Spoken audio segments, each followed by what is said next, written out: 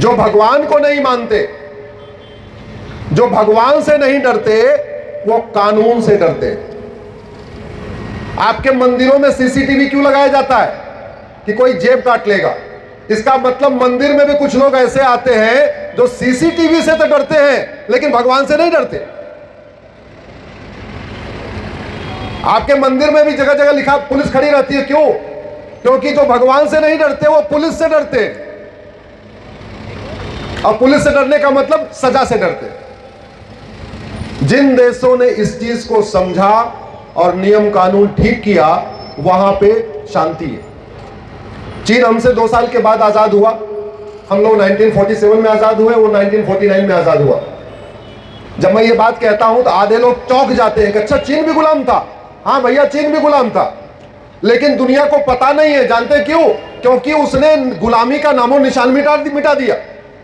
1949 में आजाद हुआ, 1950 में उसने चीन से जापानियों के नामो निशान मिटा दिया। न कोई जापानी के नाम पे सड़क, न जापानी के नाम पे मोहल्ला, न जापानी के नाम पे गली।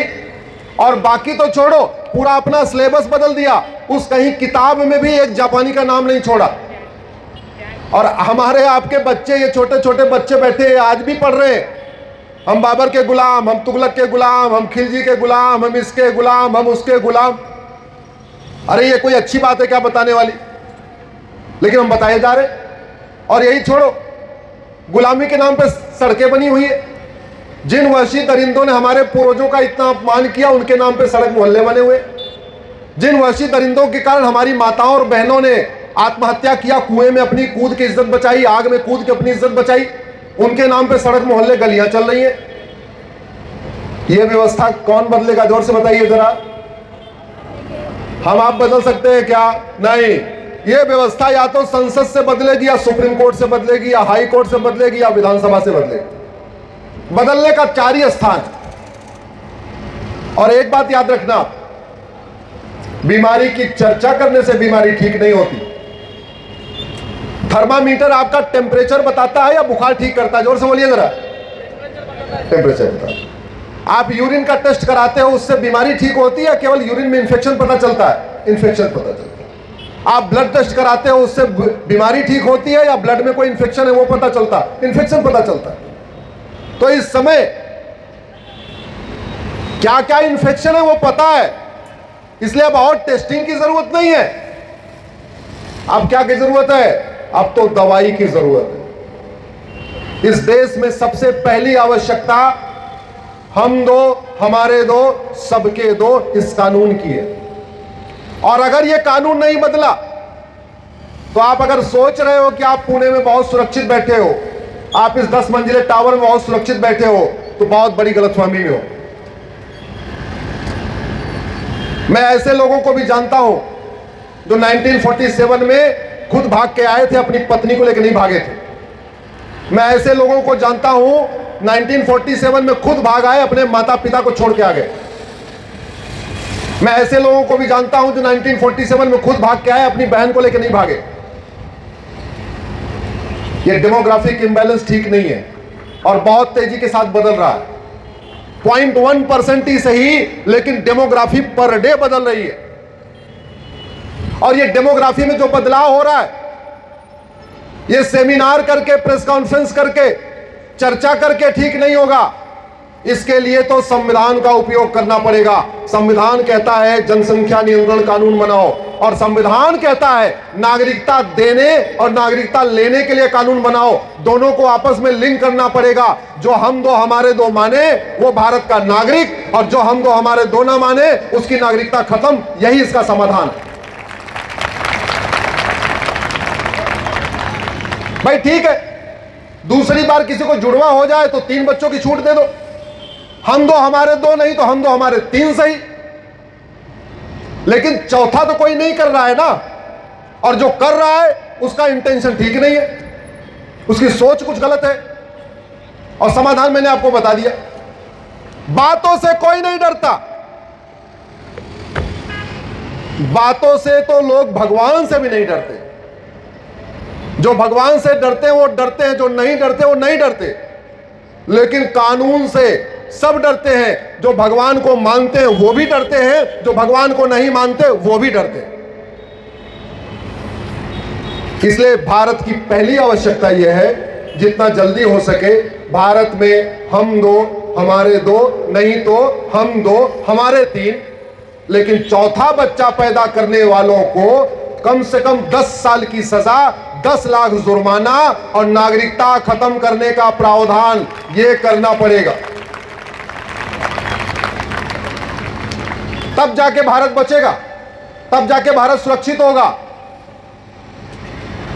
आप लोग तो सारे फ्लैट वाले, घर आधुनिक ज्यादा जरूरी है या घर सुरक्षित ज्यादा जरूरी है? जोर से बोलिए जरा। एक बार थोड़ा मॉडर्न कम भी हो चलेगा, लेकिन घर क्या होना चाहिए? सुरक्षित। ऐसे ही देश थोड़ा कम विकसित हो तो चलेगा, थोड़ा कम मॉडर्न हो तो चलेगा, लेकिन देश पहले सुरक्षित होनी चाहिए। और हमें बाहर से खतरा कम है, बाहर से खतरे से निपटने के लिए हमारे पास भरपूर सामान है। ऐसा परमाणु बम है कि पूछो नहीं। बाहर के खतरों से निपटने के लिए हमारे पास अग्नि है, ब्रह्मोस है, राफेल है, तेजस है, परमाणु बम है, परमाणु पनडुब्बी है, दुनिया की सबसे बड़ी सेना है, दुनिया की सबसे बड़ी एयरफोर्स है।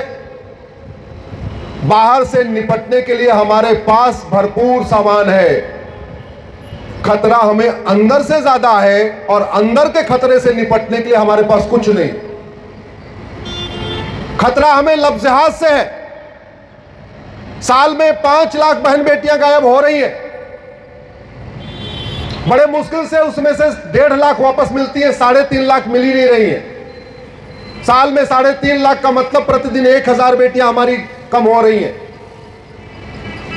ये 1000 बेटियां कम हो रही हैं, और आज तक भारत में किसी लफ्ज़हादी की 100% प्रॉपर्टी जब्त हुई क्या? जोर से बोलिए जरा। किसी लफ्ज़हादी की सिटीजनशिप खत्म हुई क्या? किसी लफ्ज़हादी को 20-50 साल की सजा हुई क्या? नहीं। ये चीन में लफ्ज़हाद क्यों नहीं होता भैया, भारत में क्यों होता है? क्योंकि हमने राम नीति लागू नहीं किया। भय बिन होए न प्रीत, सठे साठ्यम समाचरित, लोहा लोहे को काटता है, न रहेगा बांस न बजेगी बांसुरी। और आज मैं आपके पुणे के इस पवित्र भूमि से पूरी जिम्मेदारी के साथ कहता हूं, ऐसा कानून बनाया जा सकता है कि लफ्ज़हात तो छोड़ दो, नाम बदलने की, अपनी पहचान छिपाने की हिम्मत नहीं पड़ेगी। ये जो कलावा बांध के घूमते हैं, नाम बदल के घूमते हैं, पहचान बदल के घूमते हैं, फर्जी नाम से सोशल मीडिया अकाउंट बना लेते हैं, फर्जी नाम से फेसबुक अकाउंट बनाते हैं, फर्जी नाम से इंस्टाग्राम अकाउंट बना लेते हैं। क्यों? क्योंकि ये सारा फर्जीवाड़ा करना हमारे यहां सामान्य अपराध है, एकदम सीरियस क्राइम नहीं। लफ्ज़हात क्यों हो रहा है? क्योंकि खाड़ी देशों से फंडिंग आ रही है। तो लफ्ज़हात तब रुकेगा जब फंडिंग बंद होगी, लफ्ज़हात तब रुकेगा जब कठोर कानून होगा। 90% लफ्ज़हात 1 साल के अंदर रुक सकता है। ये जो 5 लाख बहन बेटियां गायब हो रही हैं, इसमें से 4.5 लाख बच सकती हैं। ये मेरी गारंटी है, ये मैं जिम्मेदारी के साथ कह रहा हूं।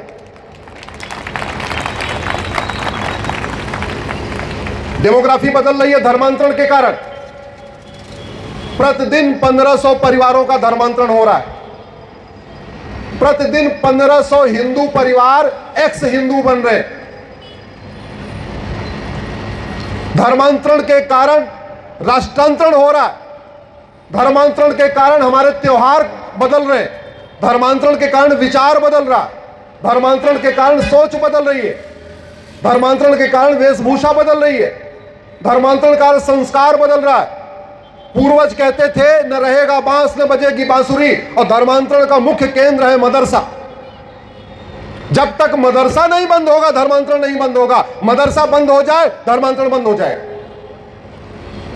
और मैं आपसे पूछता हूं, हम गुलाम हैं या आजाद हैं? जोर से बोलिए जरा। आजाद हैं। अगर हम आजाद हैं और अब हम मुगलों के गुलाम नहीं है, तो फिर मुगलों द्वारा शुरू किया गया मदरसा क्यों चल रहा है? जब मुगल चले गए तो मदरसा क्यों? जब अंग्रेज चले गए तो कॉन्वेंट क्यों? जब अंग्रेज चले गए तो मॉन्टेसरी क्यों? केरला फाइल देखने से धर्मांतरण नहीं रुकेगा। कश्मीर फाइल हम लोगों ने देखी कि नहीं देखी? देखी ना। आप बताओ, किसी कश्मीर में नरसंहार करने वालों को फांसी हुई क्या कश्मीर फाइल बनाने से? नहीं, क्योंकि फिल्म समस्या बताता है, समाधान नहीं देता। हम लोगों ने केरल फाइल देख लिया, समस्या पता चल गई, धर्मांतरण रुका क्या? नहीं, क्योंकि फिल्म ने समस्या दिखाया, फिल्म समाधान दे ही नहीं सकती। हम लोगों ने बंगाल फाइल देखा, बंगाल की डेमोग्राफी जो चेंज हो रही थी रुक गई क्या? नहीं। अखबार समस्या बताते हैं, टीवी चैनल समस्या बताते हैं, सीरियल समस्या बताते हैं, फिल्म समस्या बताती है। और समस्या की जानकारी होने से समस्या ठीक नहीं होती, समस्या ठीक होती है समाधान करने से। डॉक्टर आपको बताता जाए आपको ये बीमारी है, ये बीमारी, ये बीमारी, बीमारी ठीक हो जाएगी क्या? जोर से बोलो भैया। बीमारी कब ठीक होगी? जब डॉक्टर दवाई लिखेगा, और दवाई लिखने पे भी बीमारी ठीक नहीं होगी जब आप दवा खाओगे। और दवा अगर अच्छी हुई तभी बीमारी ठीक होगी, नकली हुई तो बीमारी ठीक ही नहीं होगी। तो डॉक्टर अच्छा होना चाहिए या दवा अच्छी होनी चाहिए? जोर से बताइए जरा। दवा अच्छी होनी चाहिए, क्योंकि बीमारी को डॉक्टर ठीक ही नहीं करता, बीमारी को कौन ठीक करता है? दवाई। शरीर के अंदर डॉक्टर नहीं जाता, शरीर के अंदर दवाई जाती है। हमें बहुत बड़ी गलतफहमी है कि ये वाला डॉक्टर अच्छा है, ये वाला डॉक्टर बुरा है, ये वाला डॉक्टर अच्छा है, ये वाला ना। डॉक्टर अच्छा है कि बुरा, ये इस बात पे निर्भर करता है उसकी दवाई अच्छी है या दवाई बुरी है। अगर दवाई ठीक नहीं है, दवाई वही पुरानी है, फिर सारे डॉक्टर एक है। डॉक्टर बदलने से बीमारी ठीक नहीं होती, बीमारी ठीक होती है दवाई बदलने से। ड्राइवर बदलने से यात्रा सुरक्षित नहीं होती, यात्रा सुरक्षित होती है गाड़ी को ठीक करवाने से। ड्राइवर बड़ा अच्छा हो, आपकी गाड़ी गड़बड़ है, यात्रा सुरक्षित नहीं होगी। मिस्त्री बहुत अच्छा हो, आपका सीमेंट बालू गड़बड़ हो, घर सुरक्षित नहीं होगा। और एक बात मुझे समझ में नहीं आता, अपना घर बनवाना होता है तो 10 आर्किटेक्ट से बात करते हैं और कोशिश होती है कि मेरा घर सबसे बढ़िया घर बने। जब नियम कानून बनाते हैं तो पता नहीं उन 10 देशों का कानून क्यों नहीं देखते जिन 10 देशों का संविधान देख के भारत का संविधान बनाया गया। आज के 75 साल पहले जब गूगल पे कुछ भी उपलब्ध नहीं था, गूगल था ही नहीं, जब अमेजॉन पे था ही नहीं, अमेजॉन से किताब नहीं आती थी, आज के 75 साल पहले हमारे संविधान निर्माताओं ने पानी के जहाज से 10 देशों का संविधान मंगवाया था। सब संविधान आने में ही कम से कम 1 महीने लग गया था। जापान का संविधान मंगाया, सिंगापुर का मंगाया, अफ्रीका से मंगाया, अमेरिका से मंगाया, 10 देशों का संविधान मंगाया। उन 10 देशों के संविधान को पढ़ा और फिर भारत का संविधान बनाया। और आज जब सब कुछ ऑनलाइन उपलब्ध है, आपको किसी देश का कानून देखना है, फट से जाओ गूगल पे मिल जाएगा। आपको किसी देश का संविधान देखना है, अमेजॉन पे ऑर्डर करो या ऑनलाइन पूरी ऑर्डर करो, 4 दिन के अंदर हाजिर हो जाएगा। जब ये फैसिलिटी है, फिर संविधान कानून बनाते समय कम से कम उन 10 देशों का कानून तो पढ़ना ही चाहिए ना, जिस 10 देशों का नकल करके संविधान बनाया गया। देखते ही नहीं। उदाहरण के लिए अभी धर्मांतरण नियंत्रण कानून बनाया गया, अभी महाराष्ट्र में बना है। मैं मुख्यमंत्री फडणवीस जी को धन्यवाद देता हूं कि उन्होंने महाराष्ट्र में धर्मांतरण नियंत्रण कानून बनाया। उनकी मंशा अच्छी थी, उन्होंने कानून बना दिया। अब मुख्यमंत्री का काम कानून की धारा देखना थोड़ी होता है। मुख्यमंत्री ने बोला कानून बनाओ, कानून बना दिया। अरे ये काम तो बाबुओं का होता है, ये काम तो कानून मंत्रालय का होता है कि महाराष्ट्र के लिए कानून बन रहा है तो एक बार ये तो देख ले कि यूपी वाला कानून कैसा है, एमपी वाला कानून कैसा है, राजस्थान वाला कैसा है, छत्तीसगढ़ वाला कैसा है, ये देखना हमारा काम होता है। महाराष्ट्र में जो कानून बना है उसको बाबुओं ने लगता है एसी के ऑफिस में बैठ के कॉफी पीते पीते बनाया है। इससे 100 गुना अच्छा कानून छत्तीसगढ़ का और राजस्थान का है। अब ये कड़वी बात कोई बोलेगा नहीं, लेकिन मैं नहीं बोलूंगा तो फिर कोई नहीं बोलेगा, एक आदमी को बोलना चाहिए ना। मुख्यमंत्री जी की मंशा बहुत अच्छी, लेकिन उनके पास तो हजारों काम है, उनको थोड़ी एक धारा देखना होता है। ये काम होता है उस डिपार्टमेंट का। उस डिपार्टमेंट के लोग ये देखें जो हम बनाने जा रहे हैं इस पे बाकी जगह क्या व्यवस्था है। तो अगर हम आज कानून बना रहे हैं तो कल तक जितने कानून भारत में बने हमें देखना चाहिए, नहीं देखा, बैठे बैठे देख के बना दिया। अभी जो छत्तीसगढ़ वाला कानून बनाया, इतना शानदार कानून बनाया, उसमें धर्मांतरण पे आजीवन कारावास है, धर्मांतरण पे 25 लाख रुपए तक जुर्माना है और घर वापसी करना आसान है। शानदार कानून बनाया उन्होंने। राजस्थान ने कानून बनाया, आजीवन कारावास, 25 लाख रुपए तक जुर्माना, और यहां के बाबुओं ने बैठे बैठे बना दिया 3 से 7 साल की सजा और 5 लाख रुपए जुर्माना। क्या कर रहे? धर्मांतरण रोकने की सबसे बड़ी लड़ाई छत्रपति शिवाजी महाराज ने लड़ी, तो महाराष्ट्र में तो धर्मांतरण पे आजीवन कारावास नहीं, फांसी होना चाहिए, फांसी होना चाहिए।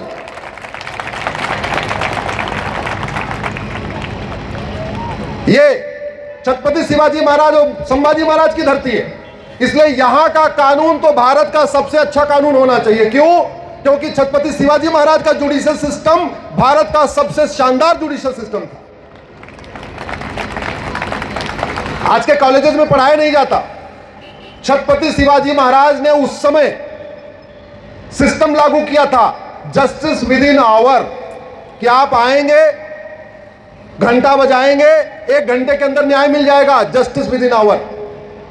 मुकदमा आपका कॉम्प्लिकेटेड है, दिन भर रुकना पड़ेगा, जस्टिस विद इन डे।